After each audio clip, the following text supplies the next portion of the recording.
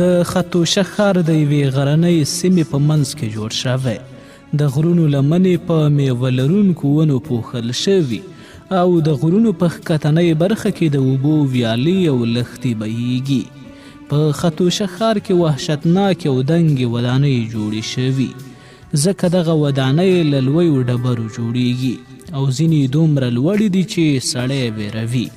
هیڅ بهرنی د خطوشه ښار ته ننوتلی نشي مګر د هغه پلاوي غړی شي چې په کال کې یو ځل د هاتي پاچا ته قلنګ راوړي. له همدې امله د خطوشه ښار د طبس او بابل په شان مشهور نه دی.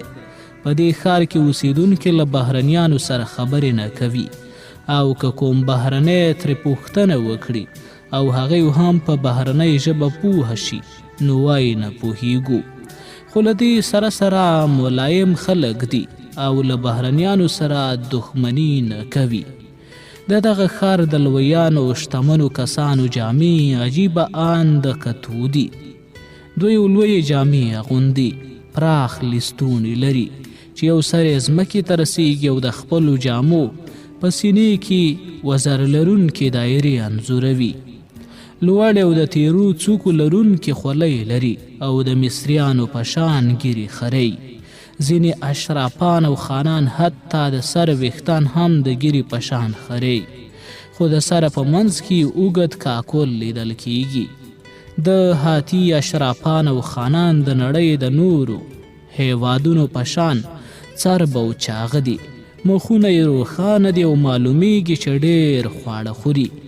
د هاتي د پاچا پلازمینه خطوشه د طبس او بابل پر خلاف سوداګریز ښار نه دی بلکې یو صنعتي ښار دی او له سهاره تر بیګا پورې پکې د آهنګرۍ غږ اورېدل کیږي او هلته تل وسله جوړیږي.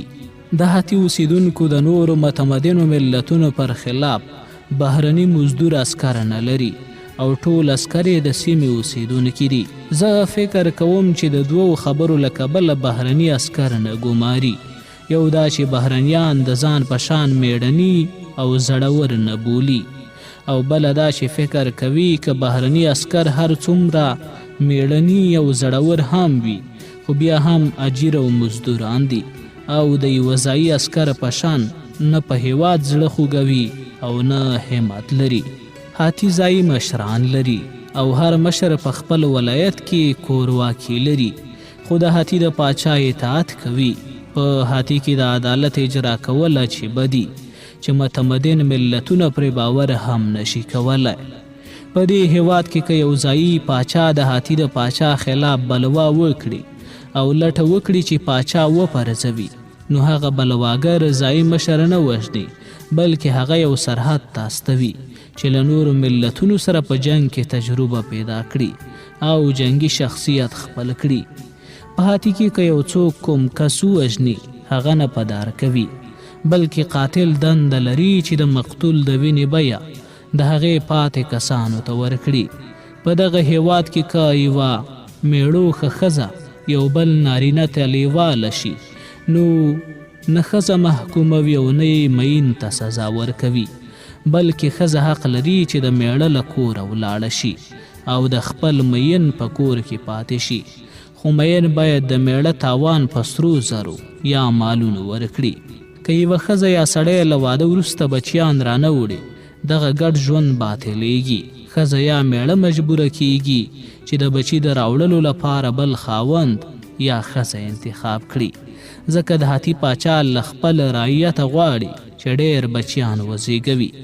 د دغه ملت یو حیرانوونکی دود دا دی چې که یو څوک یو بل کس په یوه لرې پرتې سیمه یا واټ کې ووژني چې هلته څوک ژوند نه کوي نو د هغه د قتل بیه په ګڼمېشته سیمه کې د قتل تر بیې کموي، ځکه دوی باوري دي هغه کس چې لرې پرتو او کم نفوسه سیمو ته ځي په قصدي توګه نور پاروي چې ویې وژني. په داسې حال کې چې په کلیو او ښارونو کې په اسانه څوک د بل سړي وژلو ته نه تحریک کیږي. د دغه هیواد یو شرموونکی قانون دا دی چې خور او ورور له یو بل سره واده نشي کولی او د خور او ورور واده لویه ګناه ده. په هغه دریو خبرو کې چې اعدام پکې جواز لري یو یې د خور او ورور واده دی. کله چې زه هاتي هیواد ته ننوتم له ځان سره مې ویل له دې کبله چې د دغه هیواد خلک زیارکښ دي او په سړه هوا کې له ژوند سره عادت شوي دي، خو دویو معیوب او کمزوري ماشومان تر زیږېدو وروسته وژني چې په راتلونکي کې کمزوري کسان ترې جوړ نشي. دغه خلک ډاکټر ته اړتیا نه لري او ما اورېدلي وو چې کله که په دغه هیواد کې څوک ناروغ شي نو تر درملنې مرګ یې غوره بولي، ځکه چې په خپلې ناروغۍ اعتراف کولی نه شي. زه پوهېدم چې د هاتي اوسېدونکي له مرګه نه ویرېږي، خو له کمزورۍ یې ویره لري. زه متوجه نه وم چې په دغه هیواد کې هم یو شمېر اشراف شته او اشرافان او خانان په ټولې نړۍ کې ټنبل او لټان دي، له مرګه ویرېږي او د ځان درملنه کوي چې مړه نه شي.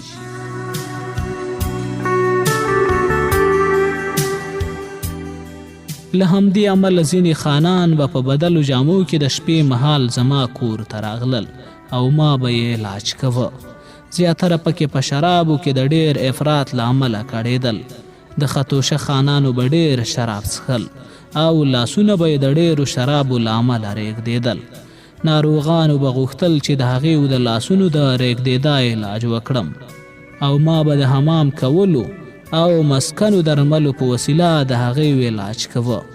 له ما سره د ښار د خانانو د ملګرتیا یو لامل دا و چې مینا به د هغې په مخ کې نڅېدله او کله چې به هغې زموږ کور ته راغلل مینا ته به مې وویل چې د هغې په مخ کې ونڅېږي.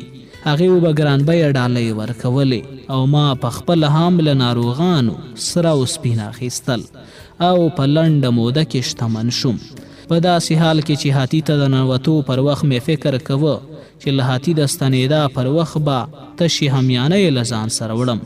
یو کس چې له ما سره ملګری شو د هاتي د پاچا کاتب و چې په څو ژبو پوهېده او د بهرنیو پاچاهانو لیکونه به یې ورته لوستل او ځواب به یې ورکوه. یوه ورځ چې هغه زموږ په کور کې شراب څښل د مینا نڅا یې ولیده او خوند یې ترې واخیست. له هغې مې پوښتنه وکړه ولې ستاسې پاچا د خطوشه ښار د بهرنیانو لپاره تړلی دی او نه پرېږدي چې څوک دغه ښار ته راشي، او ولې په دغه ښار کې کاروانیان دا حق نه لري چې له لویو لارو بهر شي؟ آیا غوره نه ده چې نور ملتونه هم دغه ښار ته راشي او د هاتي د پاچا قدرت او لوړاوی وګوري، بیا ولاړ شي او نورو ته کیسې وکړي؟ کاتب وویل پر هغې ورځې چې زموږ پاچا شوبیلو لویوما پاچا شو وی ویل 30 کاله ما ته وخت راکړی او زه به هاتي د نړۍ په کلک او قوي هیواد بدل کړم. اوس چې دغه وخت مخ پر خلاصېدو دی او فکر کوم چې ډېر ژر به نور ملتونه زموږ نوم واوري. ومې ویل کله چې زه په بابل کې وم 80 ځله مې 80 عسکر وشمېرل چې د بابل د پاچا له مخې تېرېږي او کله چې به یې ګام پورته کوه داسې فکر به مې کوه چې ګینې د سمندر د څپو غږ اورېدل کېږي. خو دلته مې 10 عسکر هم یو ځای ونه لیدل چې روان دي وي. نو د څه لپاره دومره جنګي ګاډۍ او نورې وسیلې جوړوئ چې له دغو وسلو استفاده نشئ کولی؟ کاتب وخندل او ویې ویل موږ د دې لپاره وسلې جوړوو چې پر نورو یې خرڅې کړو او ډوډۍ یې پرې واخلو. ومې خندل، ځواب مې ورکړ یوه لیوه هیڅکله خپل غاښونه او پنجې پر یوه سوی نه خرڅوي. د پاچا کاتب دې خبرې ته ډېر وخندل او وی ویل زه به دغه خبره پاچا ته وکړم او باوري یم چې هغه به ترې خوند واخلي. بله دا چې زموږ په هیواد کې د نورو هیوادونو پر خلاف شتمن پر بېوزلو حکومت نه کوي بلکې غښتلي پر کمزورو حکومت کوي. زه یقین لرم تر دې مخکې چې ستا ویښتان سپین شي په دې به پوهه شي چې څه ډول یو غښتلی حکومت چې د مشرتابه او قومندانۍ لپاره راغلی دی څنګه پر کمزورو ملتونو حکومت کوي. ما ځان ورته ساده او کم عقله وښود او ومې ویل همغه ډول چې تاسې خدای لرئ چې پر کمزورو ملتونو د حکومت کولو غوښتونکی دی. په مصر کې هم فرعون نوی خدای پیدا کړی دی. کاتب ویل زه د بهرنیو پاچاهانو لیکونه لولم او د مصر د پاچا لیک مې هم لوستلی دی. پوهیږم چې د هغه نوی خدای ډېر سوله غوښتونکی دی او وایي د ملتونو ترمنځ داسې اختلاف نشته چې په خبرو سولې د حل نشي. ان ستاسې فرعون زموږ لپاره د سرو زرو یوه څانګه رالیږلې چې د باضاپه یعنې صلیب په بڼه ده او وایي چې دا د ژوند او سولې بڼه او څیره ده.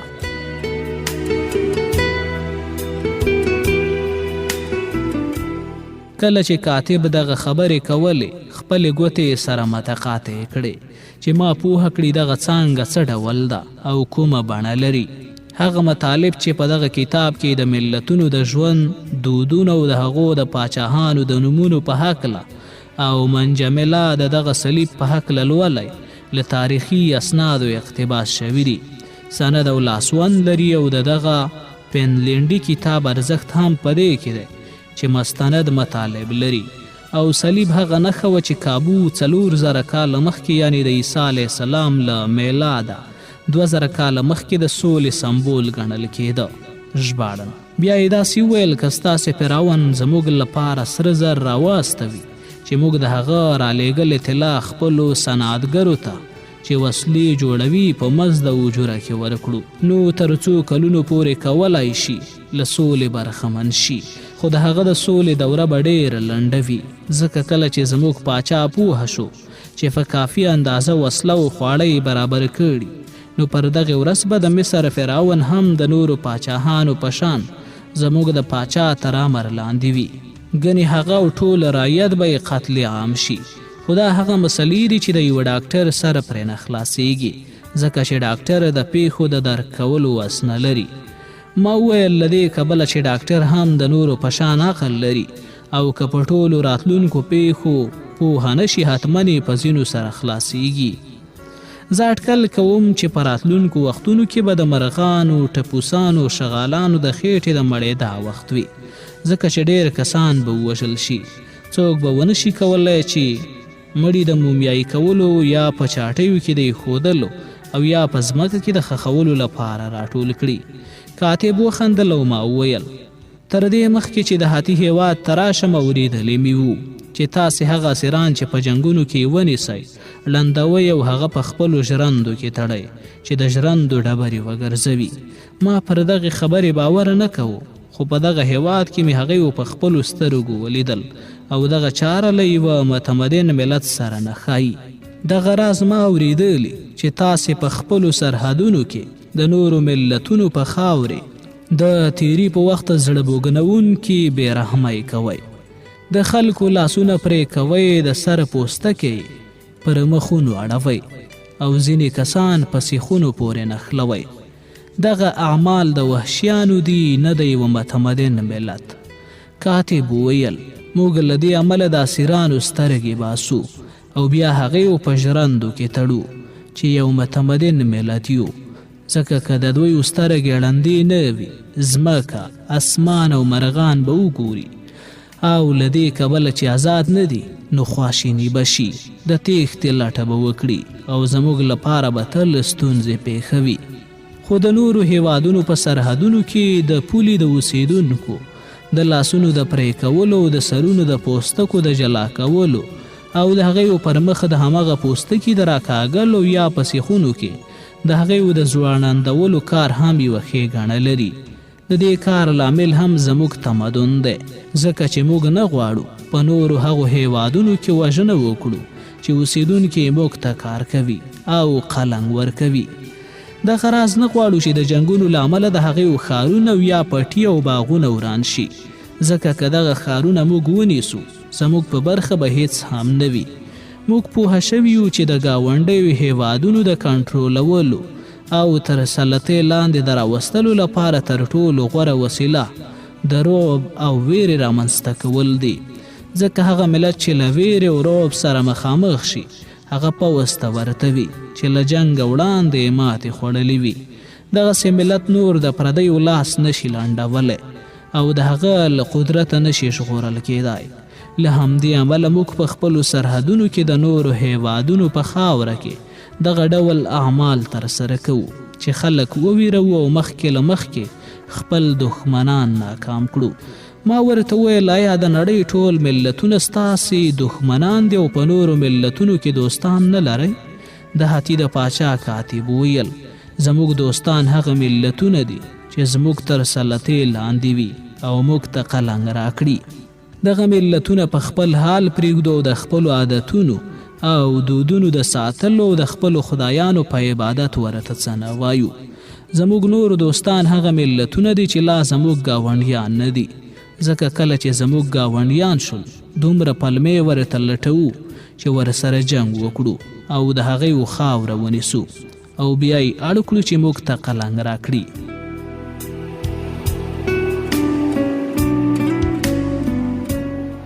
له هغې ورځې وروسته چې هاتي رامنځته شوی موږ همدغه دود لرو او له دې وروسته به هم وي. ما وویل ایا ستاسې خدایان په دغه مسلو کې لاسوهنه نه کوي؟ ځکه چې په نورو هیوادونو کې خدایان د حق و باطل او سم و ناسم توپیر کوي. کاتب ویل موږ د سم و ناسم او حق و باطل په حق لا ساده کړنه و عقیده لرو. سم او حق هغه شی دی چې زموږ له خوښې سره سم وي او ناسم او باطل هغه شی دی چې زموږ له خوښې سره سم نه وي.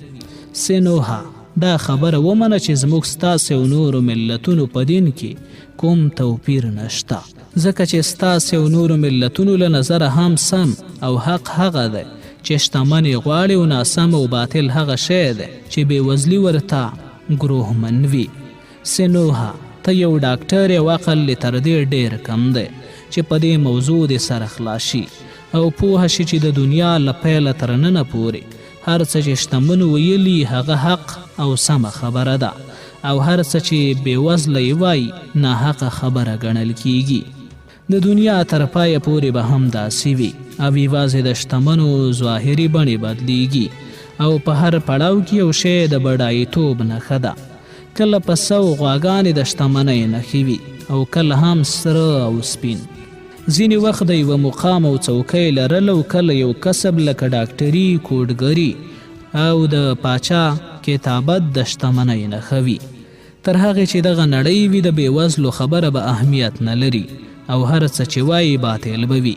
که شتمن د هغې سترګې ړندې نه کړي او په ژرندو پورې ونه تړي نو په بله لار به یې کار ته مجبور کړي، ځکه چې دنیا همداسې رامنځته شوې ده او باید همداسې وي.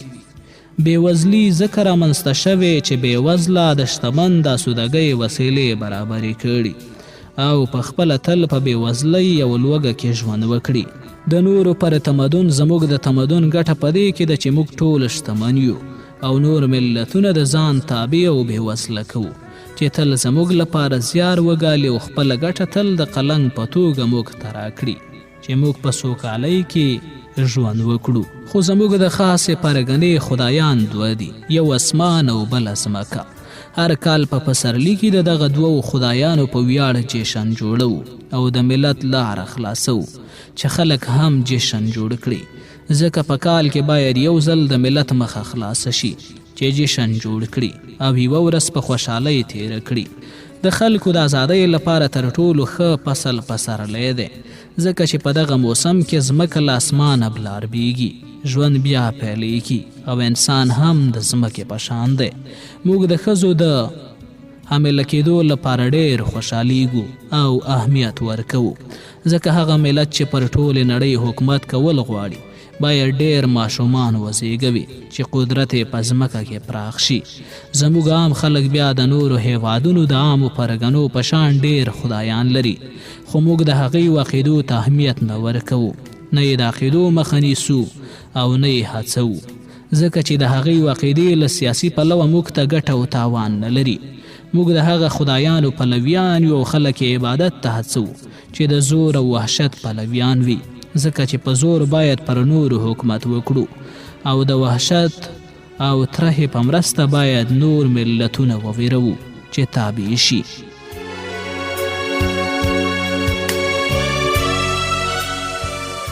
که یوه ورځ موږ د زور او وحشت د خدایانو لپاره معبدونه جوړ کړو نو دغه معبدونه به د انسانانو د کوپړیو پر هډوکو ودان کړو. که ته دغه خبره له دغه هېواده بهر نورو ته وکړې هېڅوک به یې ونه مني، ځکه چې ټول لرې پراته ملتونه فکر کوي چې موږ شپانه او پادوانان یو چې تل په غرونو کې په بېوزلۍ کې ژوند کوو، نه د بادارۍ او نه د حکومتولۍ وړتیا لرو.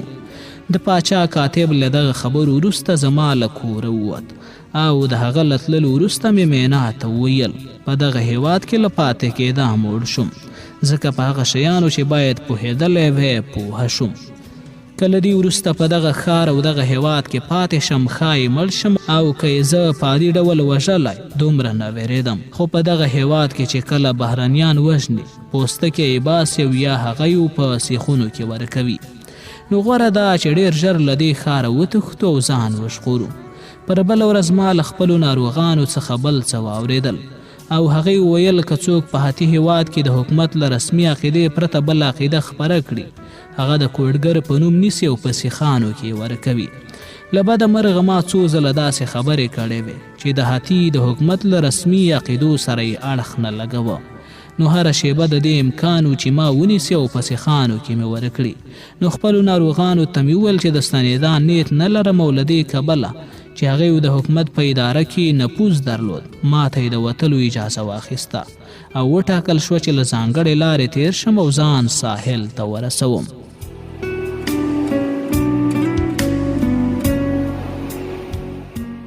یویشتم څپرکی د کرت د ټاټوبي په لور. له مینا او کافتا سره یو ځای روان شوم او د هاتي پلازمینه خطوشه مو پرېښوده. خطوشه داسې یو ښار و چې له دیوالونو یې وینې څڅېدې او د نړۍ د راتلونکي په هکله فیصلې پکې کېدلې. موږ د هغه ژرندو تر څنګ تیر شو چې ړندو اسیرانو ګرځولې او هغه کسان مو هم ولیدل چې په سیخونو کې ورکړي ول. معلومه شوه چې هغوی کوډګران ول. بیا د ساحل پر لور روان شو او د هتی هغه یوازیني بندر ته ورسېدو چې بهرنیان پکې په آزاده توګه تګ راتګ کوي خو د هیواد داخل ته یې د ننوتو اجازه نه لرله. دغه بندر هم د نړۍ د نورو بندرونو په شان ډېر شرابخانې او عمومي کورونه یې لرل او له دغه شرابخانو او کورونو تل د سریاني موسیقۍ غږونه اورېدل کېدل. کله چې به د بیړیو ماڼوګان او عمله دغه بندر ته ننوتل ځان به یې نیکمرغه احساسوه ځکه چې هلته ښځې شراب او خواړه پرېمانه ول او دغه ټولې له دې دریو شیانو پرته بل څه نه غواړي. په هر ځای کې چې دغه درې شیان ور پیدا شي نو ځان نیکمرغه بولي. موږ څه موده په دې بندر کې ایسار شو. هر ځل چې به کومې بیړۍ د کرت پر لور حرکت کوه ما به مینا ته ویل په دې بیړۍ کې لاړه شه. خو هغې به ځواب راکوه چې دغه بیړۍ کوچنۍ ده او په سمندر کې به ډوبه شي. یا به یې ویل چې دغه بیړۍ لویه ده د سوریې د بیړیو له ډلې څخه ده او زه چمتو نه یم چې په هغې کې ولاړه شم. بله پلمه به یې دا کوله چې د دې بیړۍ ماڼو سم سړی نه دی او ډارېږم چې په لاره کې به ما پر سمندري غلو خرڅه کړي. ما په نوموړي بندر کې طبابت کوه او هلته هم ناروغان راتلل ځکه چې د مصري ډاکټرانو شهرت دغه بندر ته هم رسېدلی و. یو کس چې ما ته د معالجې لپاره راغی د بندر د عسکرو قومندانو. دغه سړي له هغه ښځو سره په نږدېکت کې پر دغې ناروغۍ اخته شوي وو ځکه دی به هغه ښځو ته ورتو چې په دغه بندر کې په عمومي ځایونو کې اوسېدلې. ما په سوریا یعنې ازمیر کې د اوسېدو پر وخت دغه ناروغي وپېژندله او له سریاني ډاکټرانو مې د هغې درملنه هم زده کړه. د بندر د ساتونکو قومندان د دې ناروغۍ له امله له ښځو سره ساعت تېری نه شو کولی. د ویل دغه ناروغي له یوې ښځې ورغلې او د هم هغه په سیخانو کې ننه ایستلې او وژلېده. هغه سړی له خپلې ناروغۍ ډېر کړېده ځکه چې په دغه بندر کې دود داسې وو هرې ښځې چې به د ښار په عمومي تفریح ځایونو او شرابخانو کې کار کوه مجبوره وه چې له اجورې پرته د ساتونکو له قومندان سره څملي. خو دغه سړي د ناروغۍ له کبله له دغو ساعت تېریو څخه خوند نه شو اخیستلی. کله چې ما درملنه وکړه او هغه له ښځو سره له تفریح کولو یې خوند اخیست داسې خوشحاله شو چې ما ته یې ویل د خپل ناروغ غړي په وزن چې اوس روغ شوی تا ته سره او سپین درکوم. ما ورته وویل زه ستا زر نه غواړم او که غواړې کوم شی ما ته راکړې نو خپل هغه چاړه راکړه چې تر ملا دې تړلې ده. د ساتونکو قومندان وخندل او ویې ویل په دې چړې به ته څه وکړې ځکه چې نه سره زر دی او نه سپین زر. خو زه پوهېدم چې دغه چاړه له همغه فلز څخه جوړه ده چې اوسپنه بلل کېږي او بیه یې د هاتي له هېواد بهر دومره ډېره ده چې د اوسپنې چاړه په همدې وزن د سرو زرو د یوې چړې 10 برابره بیه لري. کله چې زه په خطوشه کې وم غوښتل مې یوه دغسې چاړه واخلم خو دغه چاړه پر بهرنیانو نه پلورل کېده او که مې ټینګار کړی وی ښایي راباندې شک شوی وی.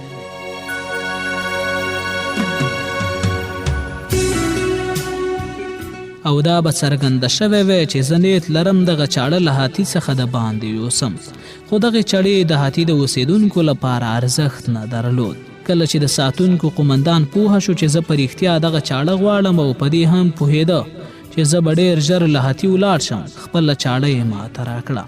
دغه چاړه دومره تیره ده چې د سماق له ډبرو د تیرې چړې په پرتله ګیره خري او په اوسپنیزې چړې یعنې مس سره او سپین زر پرې کولی شو.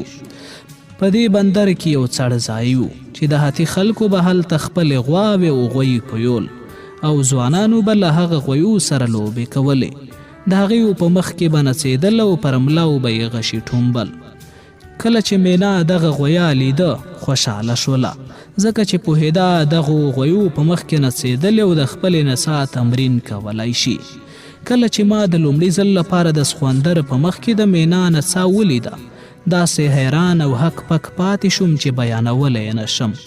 هغه غویي چې هلته ساتل کېدل د مصر د سویل په ځنګلونو کې تر وحشي پیلانو خطرناک دي، ځکه تر هغه چې پیل ونه ځورول شي پر انسان حمله نه کوي، خو یو غویا ډیر خطرناک وي او کله چې انسان وګوري پرې حمله کوي. ښکر یې د چړو په شان تیروي او په یوه ګزار سره خپل ښکر د انسان په خېټه یا سینه کې ننایستلی شي، هغه اوچتولی او پر ځمکه یې ویشتلی شي. مینا له نریو جامو سره د غویي په مخ کې نڅا پیل کړه او په حیرانونکي ډول یې ځان له ښکرو ژغوره. هغې داسې چټک حرکتونه کول چې د سړي سترګو یې د نڅا حرکتونه نشو تعقیبولی. کله خو به دومره زړوره شوه چې په یوه ټوپ سره به د غویي پر سر ودرېده او دواړه ښکران به یې کلک ونیول. بیا به په یوه حرکت سره د غویي پر ملا کېناستل او بیرته به راکوزه شوه. کله چې د مینا نڅا خلاصه شوه، ځوانانو د هغې په غاړه کې ګلان واچول او هلته موجودو ماڼوګانو وویل چې په کرت کې د غویي په وړاندې نڅا لیدلې، خو کله یې هم نه دي لیدلي چې څوک دې په داسې حرکت او زړورتیا وګډېږي.